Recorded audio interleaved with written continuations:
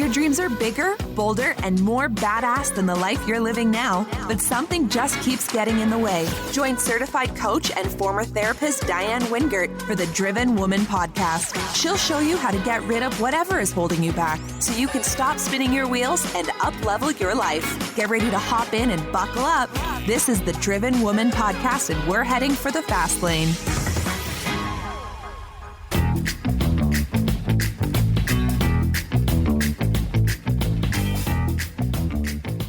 Hey there, Driven Woman. Welcome back. Today, I'm going to be sharing with you my client, Tanya. She actually refers to herself now as Tanya 2.0 because we made some really transformational changes in her life. When Tanya and I first started working together, she had already burned out once. I mean, like burned to the ground, burned out, and was actually on her way to a second round.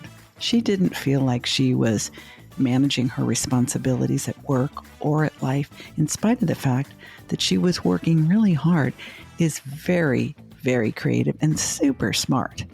But Tanya was actually doing too much, even though she didn't feel like she was doing enough.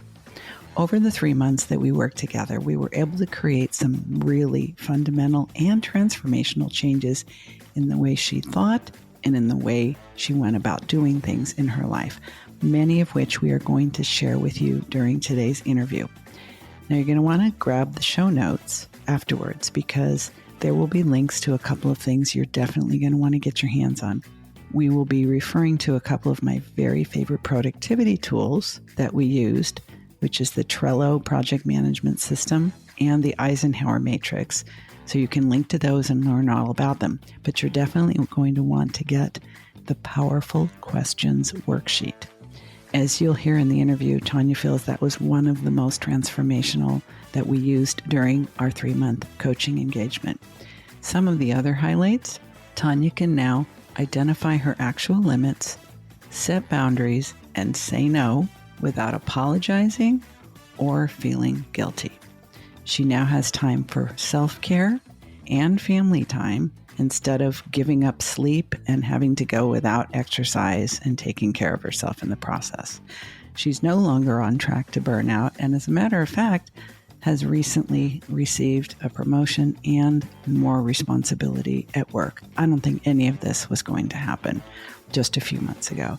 And I think one of the most surprising outcomes, and by the way, I am not a doctor and this is not an expected outcome, but for Tanya, as a result of the changes that we made, she was actually able to get off of anxiety medication. Now, you may or may not know this, but almost 50% of adult women are either on an anti-anxiety or an antidepressant medication. Clearly, there is something systemically wrong if that many of us need that kind of help. So I like to think that sometimes making some changes in our habits and in our mindset might be enough of a difference so that we don't all need to be medicated just to cope with our lives. So I can't wait to share my friend, my client, Tanya 2.0 with you. And don't forget to grab that worksheet on Powerful Questions. Buckle up and enjoy. Here we go.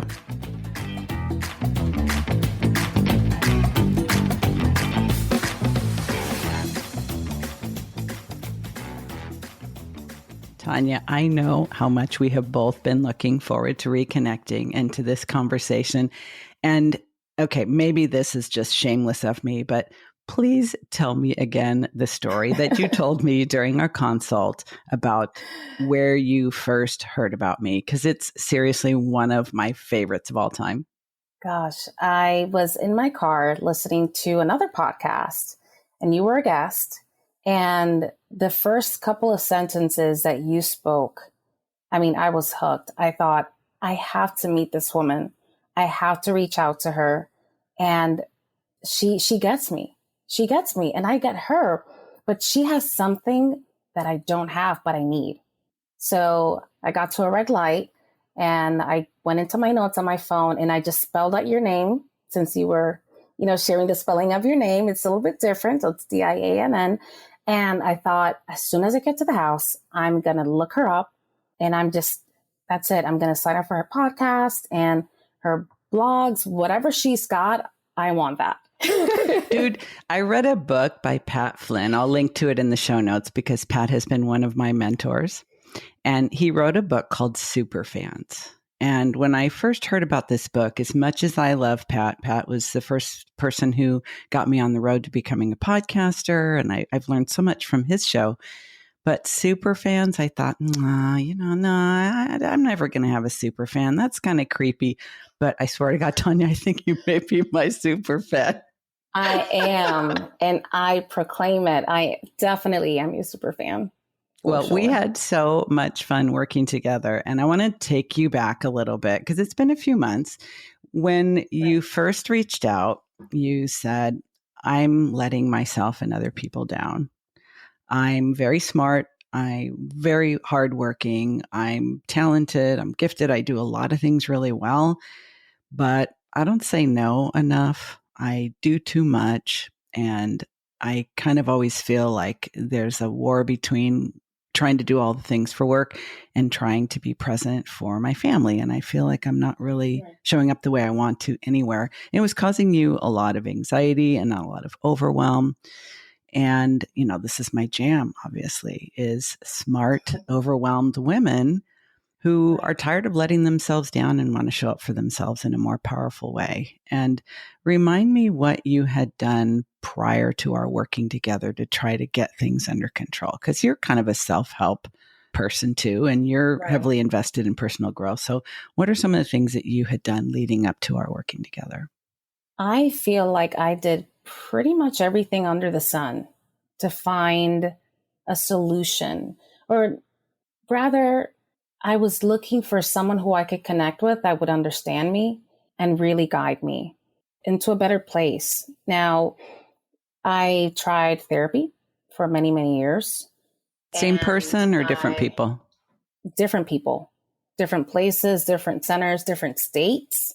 My husband's in the military. And so, we've moved around a little bit, and pretty much everywhere I went, it was, all right, let's see who's in town that I can connect with, that can help me. And it seemed that I would get like little bits and pieces of good information, but nothing that would really move the meter for me. And so I would always go back to that feeling of I'm not enough. I'm not meeting these expectations. And I just felt like a failure in every front, in every area of my life. And when I learned about your experiences and heard how similar they were to some of the things I experienced, I thought, this is it. This is it. And I've looked at other coaches. I've looked at different podcasts. I mean, that's how I found you, just looking to to all these self-help tools and trying to overcome these mental barriers. And I think I appreciate everything you said. And it's really it's kind of the typical story. I think one of the things that makes me a little bit crazy is that it's one thing if you don't know that there are solutions and you just continue to suffer, but you were very active in trying to seek answers. You were very active in reading self-help books, listening to podcasts, working with therapists, trying medications, doing all sorts of different things to try to feel more balanced, more centered, more focused, and more in control. And it was always just out of your reach. And I think from having been a psychotherapist for so many years, it was a wonderful profession. I don't regret it for a minute. I feel very proud of my body of work. But the number of people who are actually able to help a very bright, high ability woman in the mental health field, there's not many. Unfortunately, the training, the education, and really kind of the thinking is therapy helps people who've been abused, who've experienced trauma, who've experienced loss, or have an addiction or something like that, something serious. And the goal is to bring them back to baseline. But what if your baseline is already functional and what you want is to excel? I came to realize that therapy really is not the best modality for that. And coaching is much better suited because therapy, you kind of tend to go over the same territory again and again and again, which I think only reinforces your existing beliefs about yourself. Yes, yes. And I agree with you 100%. As a matter of fact, it got to a point where after years and years and years of trying different therapists, different solutions, I realized I don't want this. You're not helping me. You're just sitting there. And, not to say that these folks weren't, kind and really wanted to help, but I feel like they were not properly equipped to help. They were equipped to listen. And what I wanted was not just someone that could listen to me, but someone who could tell me, okay, this is how you feel. This is what you're experiencing. Here is the new path. Here is where we're going to do things differently to overcome those challenges that you've been dealing with pretty much your whole life. And I got really sick and tired of being sick and tired. And I thought to myself, I have to do something different to achieve a different result.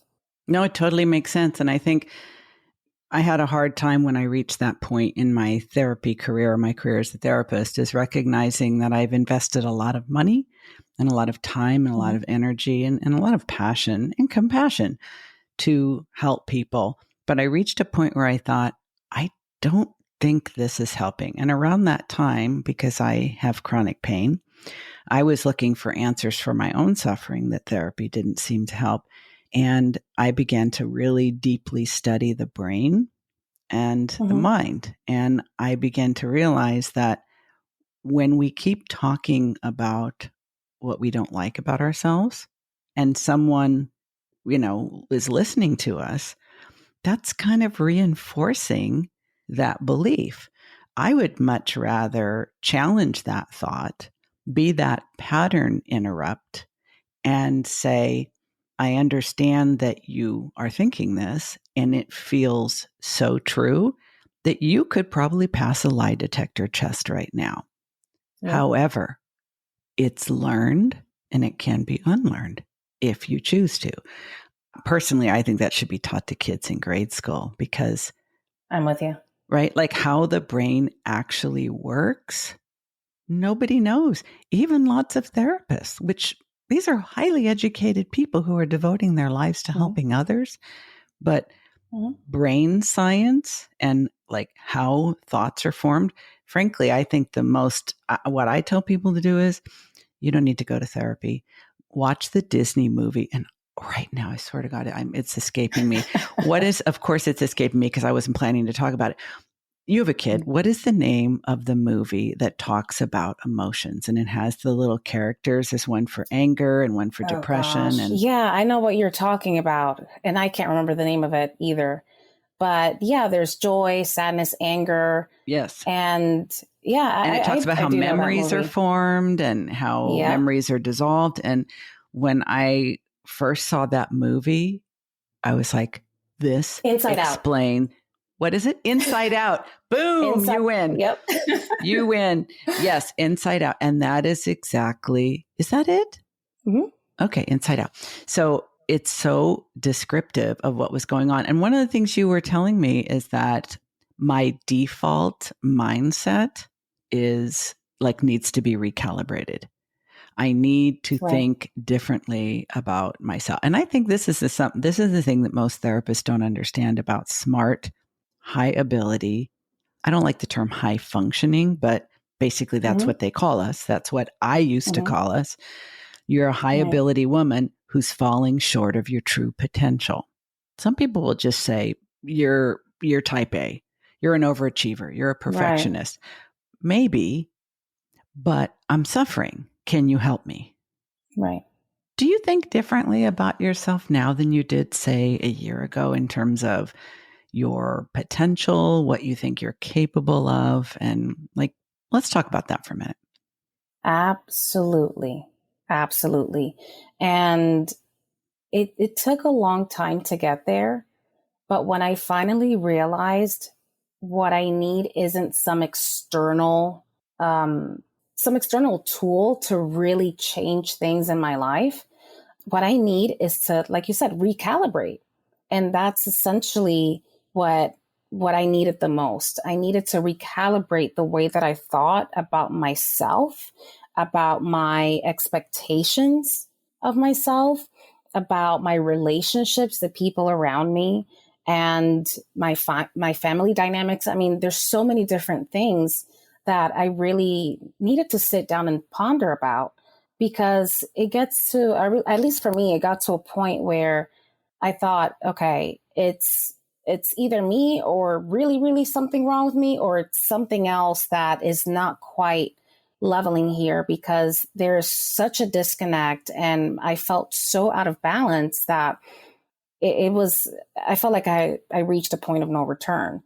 But now looking back, a year from now to today, I'm a completely different person.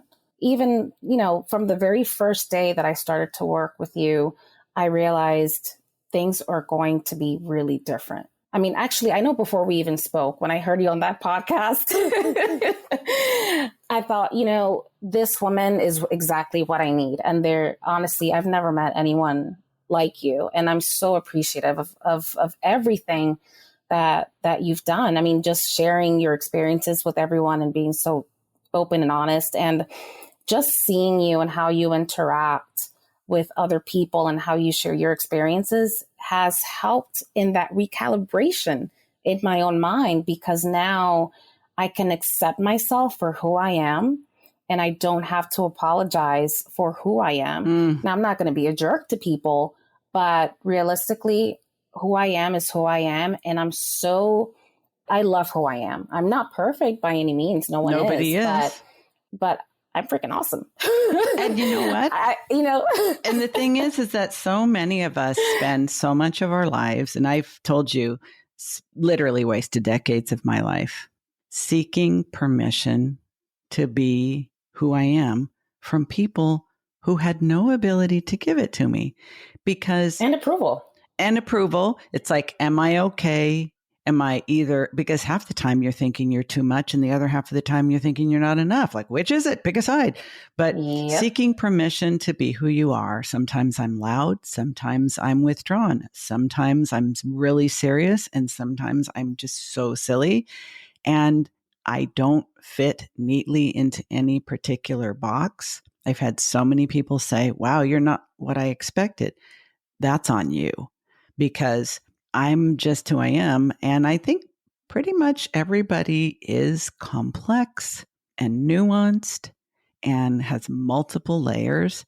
And we do ourselves and each other such a disservice just conforming to some mythical norm of how we think we're supposed to be, and literally editing all the parts of us, compressing them, and, disavowing ourselves of all of our humanity. And I think, honestly, it's one of the things I really love about millennials and younger people. And I think this has a lot to do with social media too, Tanya, is that younger people are like, you know what? We're not playing that game. This is who I am, whether it's your neurodiversity, your gender diversity, your non-conforming identity for whatever reason.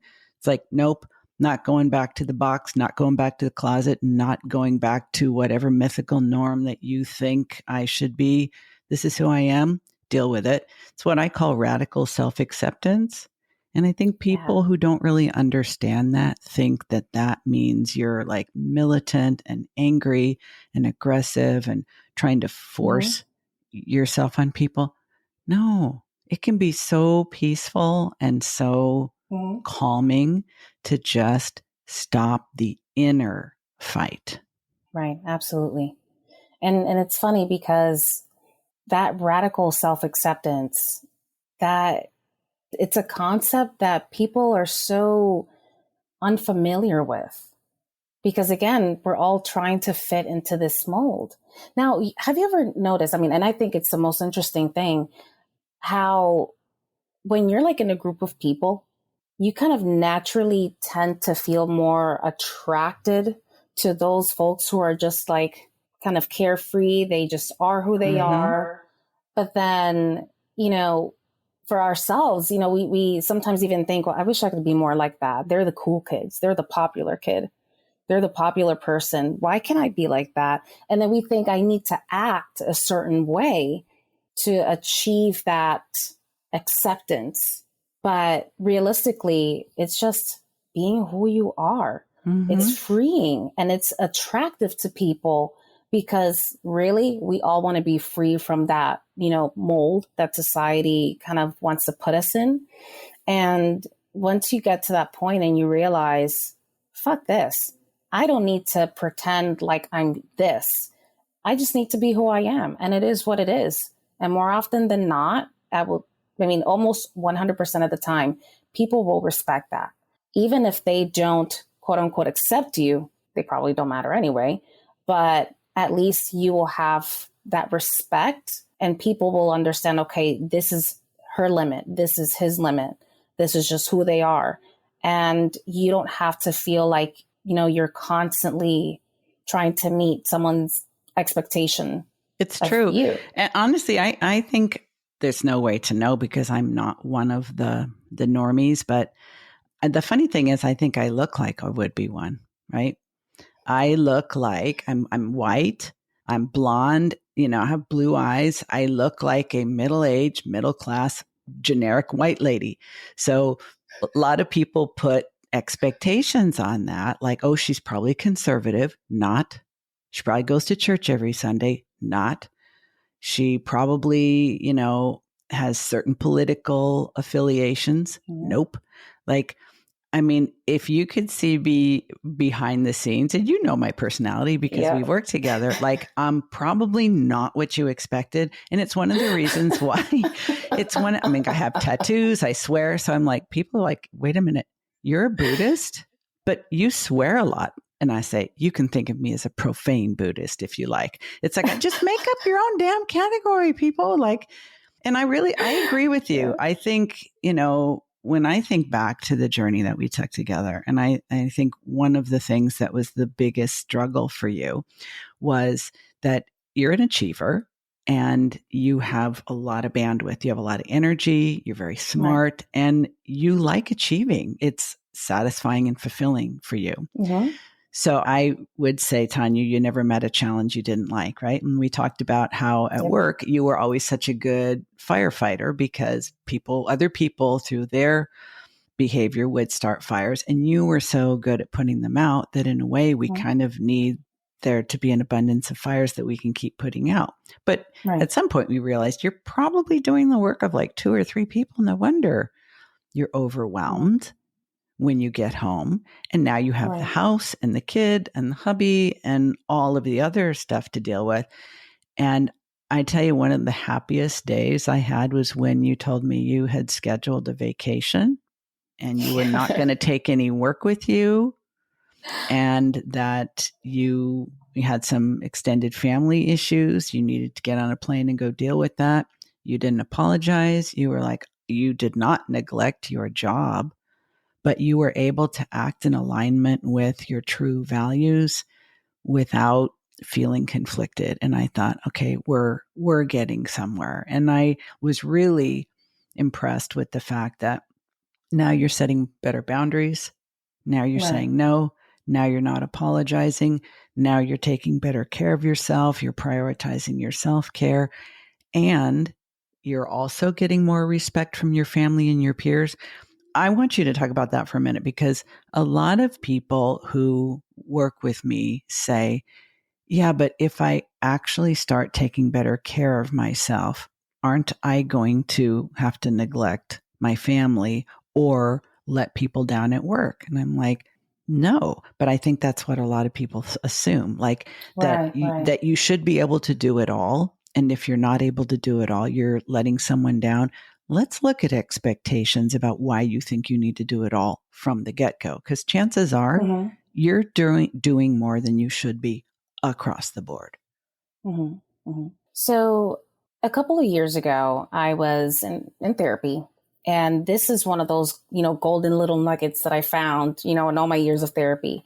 And the therapist had shared with me that based on my personality and my experiences, with my family, growing up as a kid, that I had like a hero child personality. So there was a lot of trauma in my childhood.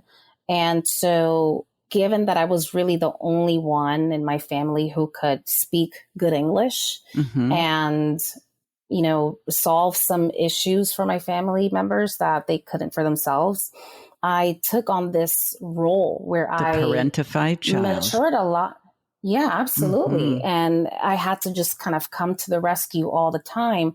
And so I grew up with this sense of duty, of responsibility. If something came my way, if I was even made aware that there was something wrong, because I know that I can handle it, I should do it. That's what I thought in my mind. Now, I would never say this out loud, and I never really realized it, until adulthood, that this is pretty much how I've been responding to life. Makes all this so time. much sense. Well, yeah, because, in cases where the parents are neglectful or absent, when a parent is an alcoholic or they're incarcerated or they have mental health problems or whatever, you'll have a child who becomes the parentified child, who literally becomes the stand-in adult. But we don't talk enough about the immigrant family where one of the children is able to master the English language better, faster than the parents or the other siblings. And that child then becomes the designated adult because you're expected to navigate systems on behalf of the family. I worked at Children's Hospital Los Angeles for 10 years, and I saw this happen often. And I would think those kids had a difficult road because, and you can verify this or not, they were very proud of their adult-like abilities and responsibilities, never making the connection until many years later that you kind of missed out on being a kid. Absolutely. Nobody's fault, but it does make you the best little overachiever ever. And that makes it really hard to set limits and boundaries without apology later on, which you obviously experienced. Absolutely. Absolutely. And that was really tough for me. And once I understood this is what this is doing to me, Because you burned out. that I have, like you burned out. I did. Legit. I straight up burned out. It got to a point at a previous job that I was doing 3 jobs. I was literally doing paid 3 for jobs. one, right? One person paid for one. I was working ridiculous hours. I would wake up super early in the morning. I would sometimes go to bed at 3 o'clock, 4 o'clock in the morning, working on reports. Yep. Because I felt like I cannot wait until the morning, because if I wait until I get to the office, it's going to be too late. All this other stuff is going to pile on and I'm never going to get to it. And then I'm going to fail to meet this expectation.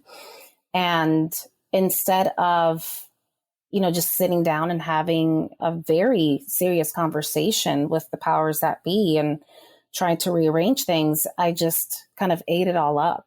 Well, you kept taking it because it was my responsibility. Yeah, because since childhood, it's like, it's on me. I need to do it. I need to make this happen. I can't let people down. And yeah, absolutely. And for me, I have the personality of an obliger. And so you have me to thank for that.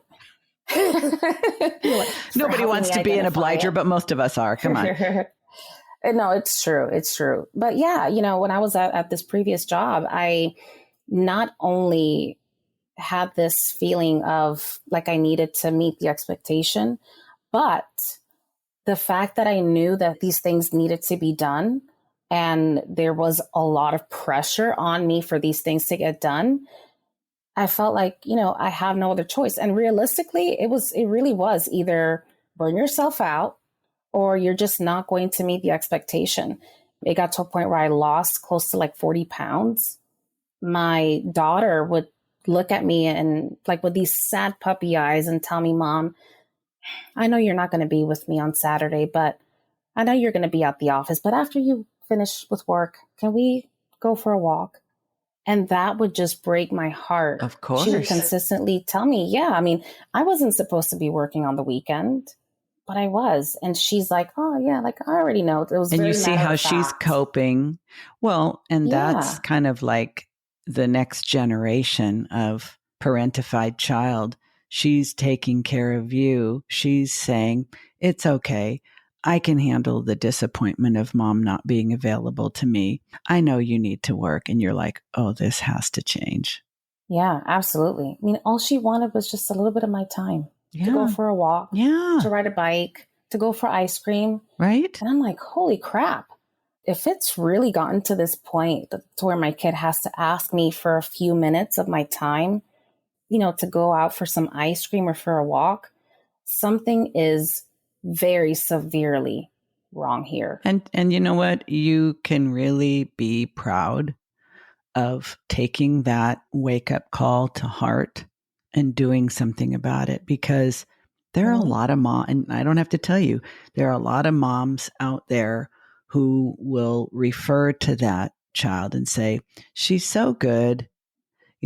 She never puts any demands on me. She knows how to cook, even though she's only 9. And I'm like, no, no, no, no. That's not the way it's Mm-hmm. supposed to be, because then we're Yeah, just yeah. breeding future overachievers. And I mean, you and I share a lot of traits in common. And one of them is when you're an overachiever because of that kind of trauma. And you know what? Good parents create trauma. It's not their fault. Mm-hmm. The situation was traumatizing, and Yeah, they yeah. didn't do anything wrong to you. But a lot of the circumstances were stressful and traumatizing. And we don't Mm-hmm. realize that our expectations are excessive and unrealistic. We just think, I can't keep up. And we double down and we Right. try twice as hard. I want to go back to something you said a minute ago, because I think this is so, so, so important. I've had so many people say, so I really would like to work with you. I know you're an expert on mindset and productivity for entrepreneurial women. And so I really hope that you're going to teach me a lot of tricks and tips and strategies so I can get more done. And I'm like, okay, first of all, hold up. I loved that you said that you came to understand there isn't like a tool or a strategy or a hack. It's Mm-hmm. literally changing your mind. However, because people Mm-hmm. say, can you tell me the best planner? Can you tell me the best project management system? Oh, I hope you're yeah. going to tell me. And I do teach people tools. We did the Trello project management system, which helped you a lot at work. We worked extensively with the brain dump, with the Eisenhower matrix for do, delete, delegate, and defer. So it's not like we don't use tools, and there weren't tools as part of your coaching with me that helped you. But you're absolutely right. What got you to Tanya 2.0, and I love that you refer to yourself that way, was that you recognized, no, it isn't about the strategies. It's about changing your mind, changing the default settings in your Absolutely. mind, what you expect of yourself, what you attempt, what being productive means. Being productive doesn't mean getting more done. It means getting the right things done. And some of the right Mm-hmm. things are taking a damn nap and spending time with your kid, Yeah, right? It's not just about more it's and more and true. more and more and more. That is the burnout path. Mm-hmm. You've already gone down that path. You don't need to go down that Absolutely. path a second time. One other thing I want to ask you before I let you go, because I could seriously spend the rest of today and all of the weekend with you, is one of your favorite things during our time together, which you have told me that you continue to use now that we're no longer coaching together, is powerful questions. Now, I just want to say Yeah. that this is not for beginners. And if Tanya's worked with a lot of therapists and was already well on the personal growth path before she began working with me. But powerful questions are, I mean, I don't want to steal your thunder. I think they really move the game piece when you're at that higher level. Right. Can you tell me a little bit about your experience with those? So when you first introduced me to these powerful questions, it was really different for me because Were you offended, by the way? Because No, sometimes when I've unleashed those on people, they're like, what the hell? Like, no, I think it was the most amazing thing because, again, we don't necessarily sit down and start pondering about how we can recalibrate our own minds. Again, if we're stuck in a cycle, all we're going to know how to do is just double ask down. yourself the same questions, double down, do it faster, harder, strong, and in order for that internal mindset change, to happen, you need to start asking questions that are going to challenge those inner beliefs that disrupt you have. the system. Disrupt the system. Absolutely. And, one of the wonderful questions that I just continuously ask myself when I'm facing a challenge is, what's perfect about this? Not what's the worst that can happen. Not why is this shit always happening to me? Yeah. Why is this always happening? Why is it always something? It's no. Why is this perfect? And then I start to think about how to not necessarily think about, how I'm going to drown. Right. But really, how am I going to turn this? Absolutely. It's swimming how am I going to turn this into a learning experience, not just for myself, but even for the people around me. So, for example, at my current job, there was this huge issue that kept on coming up and still is, unfortunately, with this one particular property that, we had been managing. And I thought to myself, what's perfect about this? And then my next comment during that work meeting, in discussing this issue was, why don't we implement a short paragraph or some kind of blurb in our training manual so that we can learn? Basically, we're learning from this experience so that it doesn't happen again. So what are some things that we can do to now improve on this and avoid ourselves the headache? And rather than sitting there thinking about, what did I do wrong? What did I do wrong? What did I do wrong? Now thinking in a way that'll turn this into a positive, rather than start going down this vicious road, this vicious cycle of, I'm a failure, I messed this up, why is this happening again? Why is this happening to me? And then just fall into this like victim mentality. I can't do that. That's not who I am. That's not who I want to be. So those powerful questions really it helped me see things in a different light. How can I do this better? How can I, help others learn from this too, so that they can in turn duplicate what I've learned and avoid all this heartache, all these troubles, and not experience what I had to go through. Can I just tell you, Tanya, that was probably one of the most satisfying things about working with you, that totally blew my mind and defied my expectations, because most of my clients take the tools, the perspective, the mindset, the strategies that they learn from me and improve their lives. And they're very happy with the outcome. You have been one of those rare individuals who, when you grab a hold of something and it changes your life, you share it with other people to change theirs. Like, that was remarkable. And everything that you learned from me that you really found beneficial, next time we would meet, you would tell me how you gave a presentation on that at work. I'm like, wait, what? Yeah. You just barely learned. Yeah. And you're like, yeah, let me do a screen share and show you. And I'm like, oh my God, this is remarkable, because your ability not only to learn quickly, you even took some of the things, and I think it was in the Trello system that you made some changes and adapted it so it would be better for your workplace and for your particular challenges. So you took something I gave you, incorporated it into your own repertoire, improved it, and calibrated it for your needs, and then stepped into a leadership role with your company and shared it with them. And you did that with several things, and including the powerful questions. And I think we can say that even though our childhoods, yours and mine, were challenging because we didn't always get to feel like a kid because of all that responsibility, that there is something positive from that.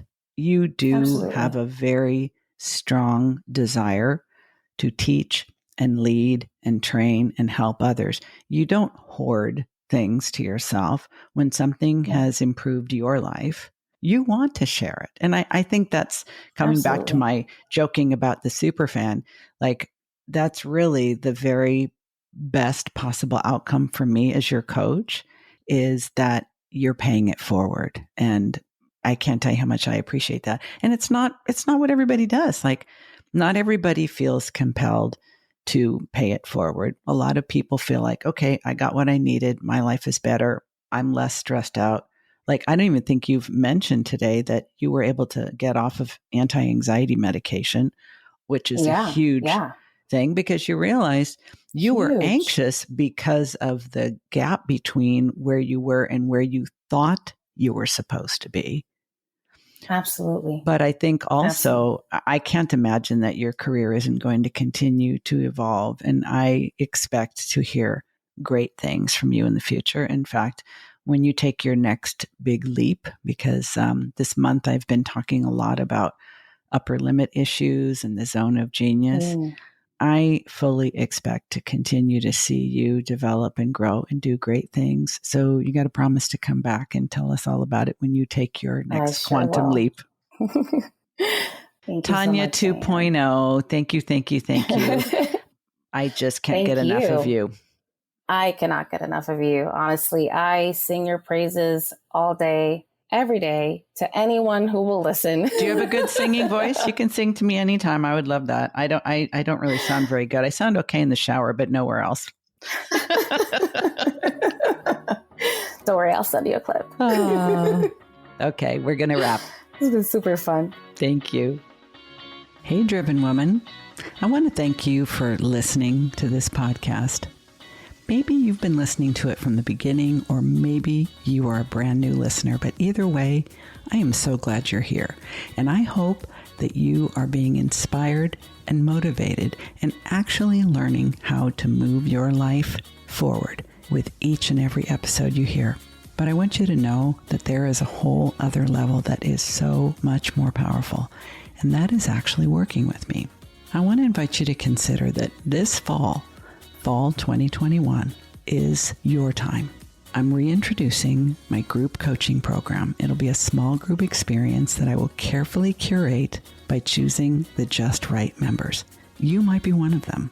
To get on the interest list, click on the link in the show notes. There's no obligation, but you won't be able to hear the details unless you get on the list. Okay? So it's coming soon. I want to make sure that you learn everything you want to know to make the right choice for you. Now, if one-on-one is the only way for you to go, there's a link for that too. That starts with a free consultation to make sure that I'm the right coach for the right reason at the right time for you. But if group is more your jam, you got to get on the list. You want to hear from one of my other clients and what she felt about working with me? Have a listen to this.